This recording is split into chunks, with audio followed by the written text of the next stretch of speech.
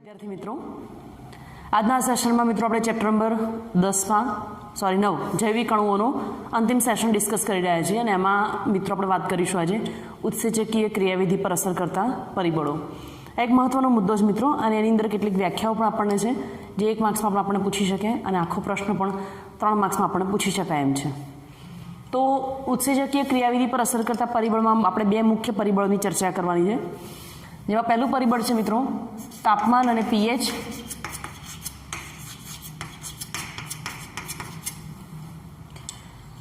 તો મિત્રો જ્યારે પણ કોઈ પણ ઉત્સેચક જે પીએચ અને તાપમાને શ્રેષ્ઠ કામગીરી કરી શકે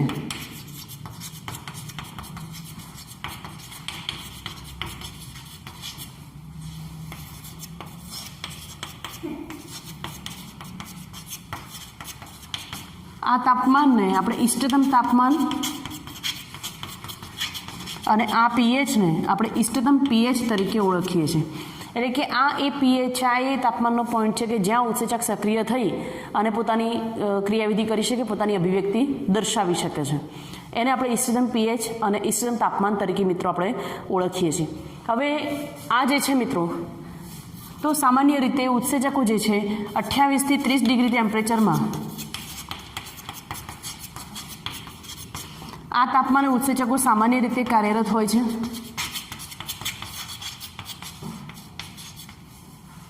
સામાન્ય રીતે આ તાપમાને કાર્યરત છે. એટલે કે એનાથી વધારે તાપમાન હોય કે એનાથી ઓછું તાપમાન હોય તો એ તાપમાનમાં એ કામ કરી શકતા નથી. પીએચમાં પણ એઝ યુઝ્યુઅલ એ રીતે જ છે. સામાન્ય રીતે 6 થી 7.5 પીએચની વચ્ચે સક્રિય હોય છે.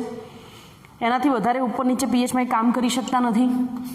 એટલે વધુ તાપમાન જો મળે, આનાથી વધારે તાપમાન જો મળે તો ઉત્સેચકો જે છે એ પોતે નાશ પામે છે. એટલે આપણે કહી શકીએ ભાઈ વિનૈસર્ગીકૃત થાય છે.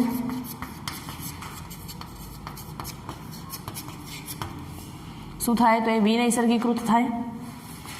જો તાપમાન નીચું છે, જો તાપમાન નીચું હોય તો આ ઉત્સેચકો જે છે એ નિષ્ક્રિય થઈ જાય છે, એટલે કે કામ કરી શકતા નથી. એનો મતલબ એમ કે 28 થી 30 ડિગ્રીથી ઉપરનું તાપમાન એટલે કે 40 ડિગ્રી તાપમાને ઉત્સેચક કામ નહીં કરી શકે. પછી તમે 2 ડિગ્રી 5 ડિગ્રી કરશો તો પણ કામ નહીં કરી શકે. એટલે ઉત્સેચકને સક્રિય થવા માટે, એને કામ કરવા માટે એને એક નિશ્ચિત તાપમાન અને નિશ્ચિત પીએચની જરૂર પડે છે, જેને આપણે ઇષ્ટતમ પીએચ અને ઇષ્ટતમ તાપમાન તરીકે ઓળખીએ છીએ. પણ એમાં પણ મિત્રો ઘણા બધા અપવાદ છે, કેમ કે ઘણા ઉત્સેચકો એવા છે કે જે ખૂબ ઊંચા તાપમાને કામ કરી શકે. જેમ કે મેં તમને આગળ પણ વાત કરી હતી કે આપણે રિકોમ્બિનન્ટ ડીએનએ ટેકનોલોજીની અંદર જે ઉત્સેચકનો ઉપયોગ કરીએ છીએ એ ઉત્સેચક છે ડીએનએ પોલિમરેઝ. હવે આ ઉત્સેચક 72 ડિગ્રી તાપમાને સરળતાથી કામ કરી શકે છે. એનું શું કારણ છે? મેં તમને એ વખતે કારણની પણ મિત્રો ચર્ચા કરેલી અગાઉ કે જે બેક્ટેરિયા છે થર્મસ એક્ટિવક્સ બેક્ટેરિયામાંથી એને મેળવવામાં આવે છે. બેક્ટેરિયાનું નામ મિત્રો આપણે યાદ રાખીશું, થર્મસ એક્ટિવક્સ બેક્ટેરિયા. અને આ બેક્ટેરિયા જે છે એ પોતે 100 ડિગ્રી સેલ્સિયસ તાપમાને સરળતાથી જીવી શકે છે.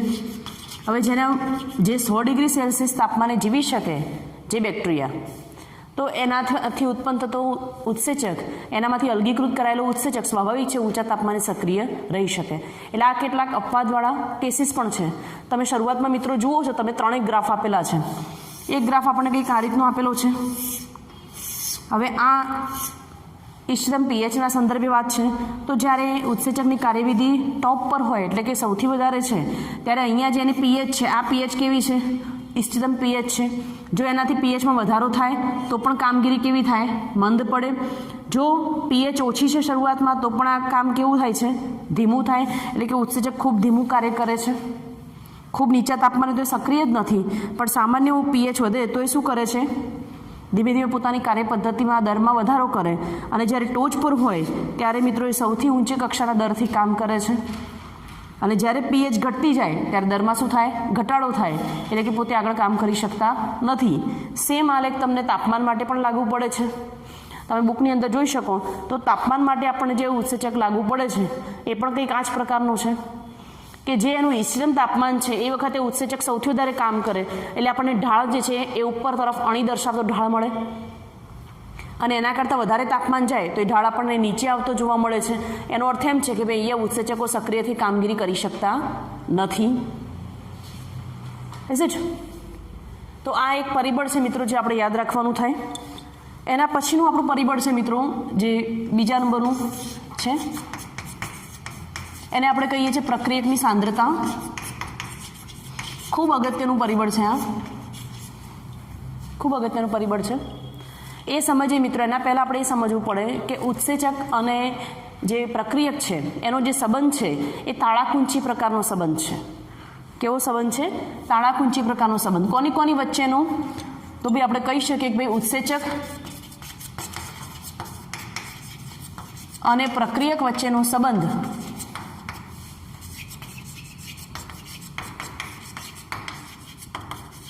એ કેવો છે? તાળાકુંચી પ્રકારનો છે.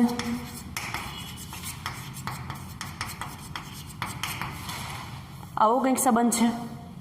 તાળાકુંચી પ્રકારનો સંબંધ એટલે કેવો મિત્રો? તો આપણને ખબર છે કે કોઈ એક તાળા માટે એક પરફેક્ટ ચાવી હોય છે. એ તાળાની અંદર રહેલી નાની નાની ડિઝાઇન એ ચાવી સાથે ફિટ બેસે છે, નહીં તો એ કામ કરી શકે નહીં. તો ઉત્સેચકના કિસ્સામાં પણ મિત્રો કંઈક આવું જ છે કે આ જે ઉત્સેચક છે, સપોઝ આવું કોઈ ઉત્સેચક છે, તો એની ઉપર એટલે કે એની સાથે જોડાવાવાળું જે પ્રક્રિયાર્થી છે એ પણ મિત્રો કંઈક આ પ્રકારનો જ હોય તો જ બંને વચ્ચે જોડાણ થઈ શકે. એટલે કહી શકીએ કે ભાઈ આ જે છે એ આપણો એન્ઝાઇમ હોઈ શકે અને આ જે છે આપણો પ્રક્રિયક હોઈ શકે, એટલે કે એસ હોઈ શકે.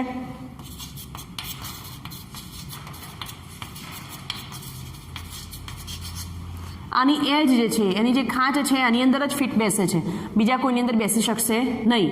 હવે આ જે પ્રક્રિયક છે, ઉત્સેચક કહીએ, મિત્રો ઉત્સેચક. તો હવે આ પ્રક્રિયકની અંદર તમે કોઈ બીજો ઉત્સેચક લાવીને અથવા બીજા ઉત્સેચકને આની ઉપર સક્રિય કરો તો પ્રક્રિયા કરી શકશે નહીં. એનો અર્થ એમ છે કે દરેક પ્રક્રિયાર્થી માટે એક સ્પેસિફિક ઉત્સેચક છે, એના વગર કામ કરી શકે નહીં. હવે અહીંયા આપણે શું સમજવાનું છે? પ્રક્રિયકની સાંદ્રતા. તો આપણને શું કહેવામાં આવે છે કે તમે સમજો કે કોઈ એક કન્ડિશનમાં પ્રક્રિયકના સપોઝ 10 અણુ છે, ચલો 20 લઈ લઈએ. પ્રક્રિયકના સપોઝ કેટલા અણુ છે? 20 અણુ છે. અને એ વખતે ઉત્સેચકના પણ 20 અણુ દાખલ કરવામાં આવે.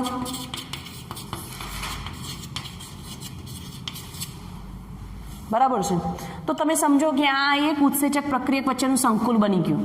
બરાબર ને? આને E+S સંકુલ આપણે કહીએ છીએ.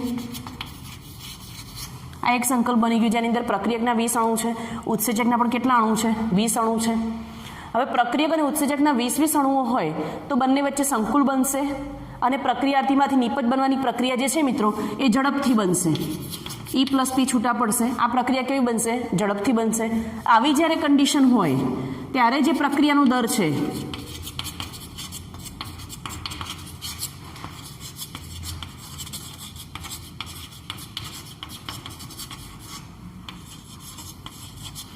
પ્રક્રિયાર્થીમાંથી નિપજ બનવાનો દર કેવો હોય છે?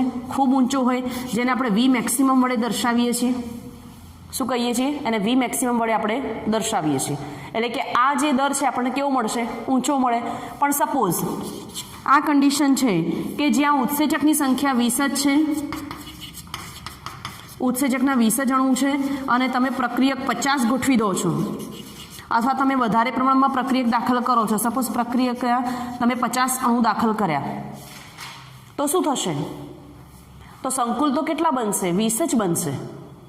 પછી ભલે તમે 50 પ્રક્રિયક દાખલ કર્યા તો જેટલા ઉત્સેચકના અણુ હશે એટલા જ પ્રક્રિયક સાથે જોડાણ કરી શકશે. કેમ કે આપણે આગળ વાત કરી તો યાદ કરો કે ભાઈ પ્રોટીન જે છે એ ટર્શિયરી એટલે કે તૃતીયક પ્રકારનું બંધારણ દર્શાવે. ઉત્સેચક જે છે એ પ્રોટીનનું તૃતીયક બંધારણ દર્શાવે છે. અને તૃતીયક બંધારણમાં આવેલી જે શૃંખલાઓ છે, જે પોલીપેપ્ટાઇડ શૃંખલાઓ, એ શૃંખલાઓ આડીઅવળી ગોઠવાયેલી છે. આગળના વિડીયો લેક્ચરમાં મેં વાત કરી છે. અને એની વચ્ચે બનતી ખાંચો, ગુહાઓ, જેને આપણે એનું સક્રિય સ્થાન કહીએ છીએ. કોનું સક્રિય સ્થાન? ઉત્સેચકનું સક્રિય સ્થાન કહીએ છીએ. અને આ ઉત્સેચકના સક્રિય સ્થાન સાથે પ્રક્રિયક આપણો જોડાય છે. શું થાય છે? પ્રક્રિયક અહીંયા જોડાય છે. હવે એ સક્રિય સ્થાન સાથે આ ઉત્સેચકના, તમે સમજો મિત્રો કે આ ઉત્સેચકના સક્રિય સ્થાન સાથે પ્રક્રિયક અહીંયા જોડાય છે ત્યારે જ આ સંકુલ તૈયાર થાય. અને આ સંકુલ તૈયાર થાય ત્યારે જ આ પ્રક્રિયકમાંથી નિપજ તૈયાર થાય. પણ અહીં તો આ અણુ ઉત્સેચકના અણુ 20 છે, એટલે સક્રિય સ્થાન પણ કેટલા થયા? 20 થયા. તમે તો પ્રક્રિયક 50 દાખલ કર્યા છે, તો અહીંયા તો જોડાણ કેટલાનું થશે? 20નું જ. તો એનો અર્થ એમ થયો કે જ્યારે ઉત્સેચકની સાપેક્ષે પ્રક્રિયકનું પ્રમાણ ઘણું વધી જાય તો શું થશે?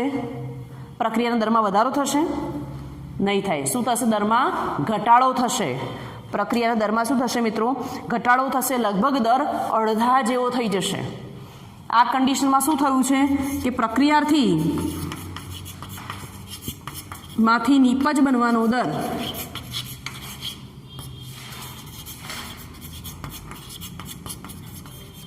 કેવો થશે મિત્રો? નીચો થશે.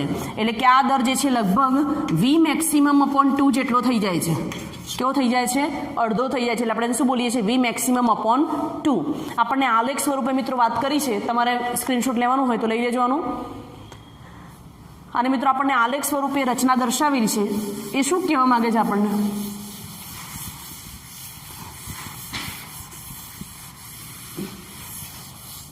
તો અહીંયા આપણે જોઈ શકીએ છીએ,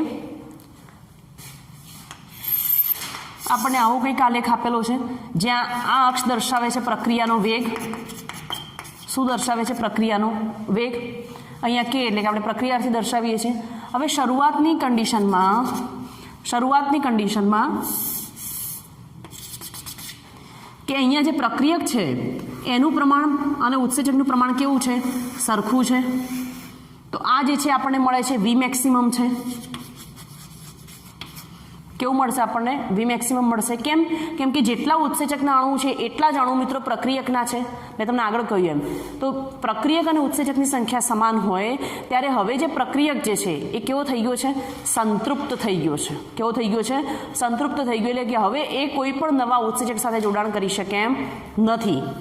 કેમ કે જેટલા પ્રક્રિયક છે એટલા ઉત્સેચક આપણને કેવા થયા? મળી ગયા. એટલે સાંદ્રતા કેવી થઈ ગઈ છે? સમાન થઈ ગઈ. હવે તમે ગમે તેટલા નવા પ્રક્રિયક ઉમેરો તો પણ આગળ પ્રક્રિયા કરી શકશે નહીં. કેમ કે કેવું થઈ ગયું છે? સંતૃપ્ત થઈ ગયું છે. એટલે હવે તમે આગળ જોવા જશો તો આ ઢાળ તમને કેવો મળશે? નીચો આવતો ઢાળ મળશે. એટલે કે પ્રક્રિયાના દરમાં ઘટાડો થાય છે એવું આપણને મળશે. આ મેં તમને મિત્રો સરળ શબ્દોમાં સમજ આપી. આપણને કેટલીક વ્યાખ્યાઓ આપી છે. જેમ કે આપણને કહ્યું છે કે અવરોધક. અવરોધક આપણે કોને કહીએ? તો મિત્રો મેં તમને આગળ વાત કરી હતી એની લાક્ષણિકતાઓ વખતે કે ભાઈ ઉત્સેચક જે છે એ ઉત્સેચક સક્રિય થવા માટે એની સાથે રહેલા કોઈ સહ ઉત્સેચક અથવા સહકારકનો ઉપયોગ કરે છે. બરાબર છે? ઉત્સેચક જ્યારે કોઈ સહકારક સાથે જોડાય ત્યારે જે કેવો થાય છે? સક્રિય થાય. હવે ઉત્સેચક જ્યારે સહકારક સાથે જોડાય તો બની શકે કે આ સહકારક તરીકે કોઈ એવો પદાર્થ છે કે જે ઉત્સેચકની ક્રિયાવિધિને ઘટાડે છે.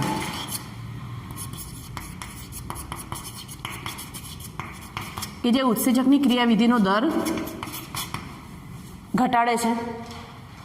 બરાબર છે? કેમ કે ઉત્સેચક જે છે એ શેનાથી સંવેદનશીલ હોય? ઉત્સેચક પર અસર કોની થાય? તો એની સાથે જોડાવાવાળા સહકારકની ઉત્સેચક પર અસર થાય. એટલે કે ઉત્સેચક એ સહકારકની અસરથી સંવેદનશીલ થાય છે. કાં તો એ સહકારકની અસરથી ઉત્તેજિત થઈ ઝડપથી કામ કરશે, કાં તો બહુ ધીમું કામ કરશે. તો હવે જ્યારે ધીમું કામ કરે છે એટલે કે નિષ્ક્રિય થઈ જાય છે અથવા તો એના કામ કરવાના દર પર અસર થાય છે, ઘટાડો થાય છે, તો આવા કિસ્સામાં આ જે સહકારક છે એ સહકારકને મિત્રો આપણે અવરોધક તરીકે ઓળખીએ છીએ. શું કહીએ છીએ? આપણે એને અવરોધક તરીકે ઓળખીએ છીએ. Is it? આ એક ડેફિનેશન છે આપણને. સેકન્ડ થિંગ, બીજું આવું પણ શક્ય છે કે ભાઈ ઉત્સેચક સાથે આ જે ઉત્સેચક છે આ ઉત્સેચક સાથે જો અવરોધક જોડાણ કરે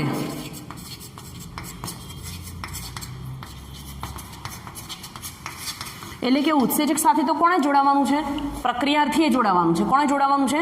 પ્રક્રિયાર્થીએ જોડાવાનું છે. પણ કોઈ કારણસર એવું બને કે પ્રક્રિયાર્થી નહીં, એના બદલે એની સાથે અવરોધક જોડાણ કરે છે તો શું કરશે? એ પણ અહીંયા પ્રક્રિયાથી જોડાઈ શકતો નથી. અને જ્યાં પ્રક્રિયાથી જોડાઈ નહીં શકે ત્યાં નીપજ બનવાની કોઈ વાત જ નથી. આ કિસ્સામાં અહીંયા પ્રક્રિયાથી જોડાઈ શકતો નથી અને પ્રક્રિયાથી નથી જોડાઈ શકતો એટલે નીપજનું નિર્માણ થતું નથી. કેમ? તો અહીંયા એવું થયું કે ભાઈ ઉત્સેચકના સક્રિય સ્થાન સાથે પ્રક્રિયકે જોડાવાનું હતું પણ પ્રક્રિયક જોડાઈ ના શકે. આના બદલે કોણ જોડાયું એની સાથે? ઉત્સેચક જોડાઈ ગયો. ઉત્સેચકનો પણ સહકારકવાળો ભાગ એની સાથે જોડાઈ ગયો છે જેને આપણે અવરોધક કહ્યું. કે જે દરમાં ઘટાડો કરે છે, તો અંતે શું થયું? જોડાણ થઈ શકતું નથી, અને જોડાણ નથી થઈ શકતું મિત્રો એટલે નિપજનું નિર્માણ પણ થતું નથી. એટલા માટે આ જે પરિબળ છે એ ઉત્સેચકની કામગીરી પર મિત્રો ખૂબ વધારે અસર કરે છે.